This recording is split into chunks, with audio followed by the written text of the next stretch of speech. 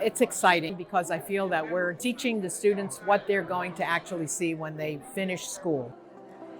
I think it's an absolutely amazing opportunity for students to learn about financial literacy and what goes on with banking. Many of our employers are asking for soft skills training, which they get in this program. Being face-to-face with the public, which is very much needed right now.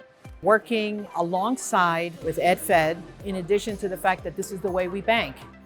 Just having this opportunity to talk to each and every one of you about the credit union mission and what that is. I did a program last year. We get to learn about it again, and we get to learn about it for the credit union, so it's different.